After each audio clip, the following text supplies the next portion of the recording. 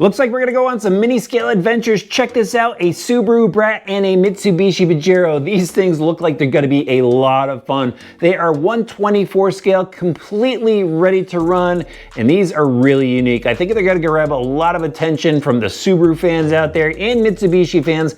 I've always wanted a Mitsubishi Pajero, but the models you see here are from Carisma. They're the newest MSA1Es version 2, and they've made some changes to this platform that is going to make it a lot more capable. Let's take a look at those right now. So actually, let's take a look at the bodies first. We've got the Subaru Brat here, the Mitsubishi Pajero. They come painted and decaled from the factory. The Pajero, however, you're gonna have to go and install the mirrors and the spare tire out back. It's a faux spare tire, but that just screws right on. The bodies are Lexan. They've got a pretty good shape to them for a small scale vehicle. You could definitely see that this is a Pajero. It's got that unique look. Same with the Subaru Brat. I love the light bar on it. It just adds a little bit of detail. The grille on the Pajero is a molded piece, and then the rest of the detail here is all decals. You know, decals for the windows, decals for the marker lights and tail lights. A really basic lightweight body, which will allow the chassis to perform, and there's not too much weight up high here.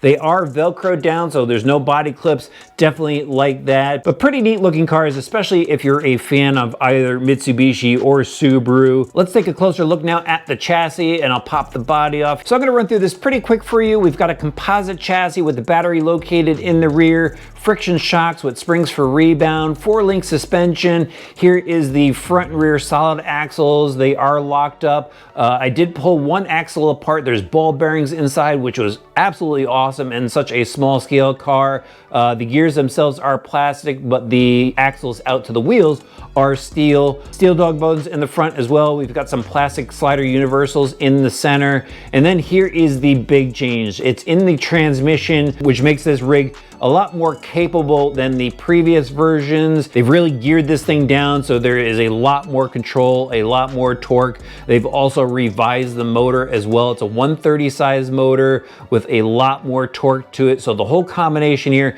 just makes the driving experience a whole lot better. And they have a metal pinion gear now. There's some plastic gears included for the motor in the kit if you want to swap it out, but I think you're just gonna stick with the metal pinion gear that they have on there. Now into the electronics, we've got a 3-wired micro servo in here, which is really cool. It does have a servo saver on there to protect it and kind of your standard links up front. There's a 2-in-1 receiver speed controller unit, has mini JST plugs, and then the 130 motor that I mentioned. The battery pack, which is over here, I'll show you, I've pulled it out of the Pajero, is a 7.2 volt nickel metal hydride pack, 130 milliamp. And here is everything else that is included with the kit. So you've got a KD Propo transmitter in here, has your basic trim functions on it. Here is a USB charger for the onboard battery pack. They even give you AA's. Here's that little pack of pinion gears that you will probably never use. And then of course an instruction manual. These things just look like a blast. And for the price, which is around $140, it's gonna be a lot of fun for those that just wanna throw something down and have a blast crawling, or just you know, some fun off-roading. So let's go test them out right now and see what they could do.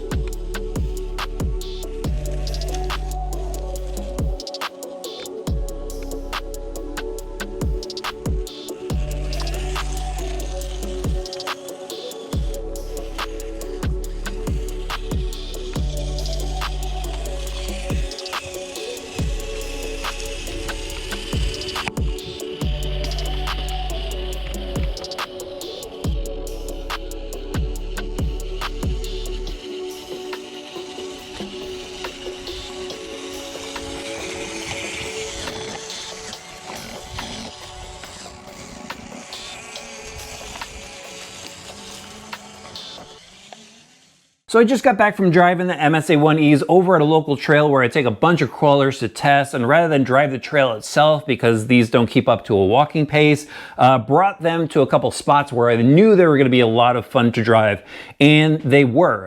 They were just a blast to crawl along the water's edge there, over the rocks and roots and stuff. From what I could tell, the motor and transmission with the new reduction in here, along with the speed controller, just made for a really smooth crawl. There was some stalling when I got the rig a little bound up in some rocks, but for the most part, they were really capable. In fact, there's this one really steep rock where I bring a lot of 10 scale vehicles to crawl up to see if they're capable of doing it, because it's such a steep incline, and the Brat actually did it. It was spinning the wheels here and there because of the moss, but it really was able to go up that steep incline. And I was pretty impressed with that. So I think they are very capable. They do bounce around a little bit at higher speeds because they just have springs as shocks. And there is a little bit of wheel spin on some dirt and stuff. It would be nice if these tires had a little bit more grip, but these tires look very scale and appropriate to the style of these two vehicles. So, you know, there's a little give it and take there. Steering was fair on it. I would have liked to have seen a little bit tighter of a turning radius. I checked my transmitter. It is cranked all the way up to have maximum steering. Just would have liked a little bit more, but overall, they were really capable. I did roll over the Pajero a couple times backwards. I think the CG is a little bit higher on this one because of the body. I thought this would be the same because it's got this, you know, plastic light bar on top, but I rolled this one over much more. The Brat was absolutely fun. I think I enjoyed this a little bit better than the Pajero, and this is the one I like the most. I like them both. They were a blast to drive. Runtime was good. You know, top speed is fair for the small space I was driving it in. Just really neat little rigs. And from what I was told, they're gonna have some option parts for this, and I think it's really gonna help it out. They're gonna have some brass, and I think if you throw some brass in the front of these, they're gonna be even more planted for, you know, whatever crawling fun you have planned for them. So definitely a neat release from Carisma. Nice that they went and updated it to be much more capable, and really enjoyed testing these. All right, let me know what you think about them in the comments section below. Hit that subscribe button and the notifications bell. Throw the video a like. Let me know if you want to see some more Carisma on the channel, and I'll see if we could hook that up. All right, we'll see you back soon for some more RC Driver videos.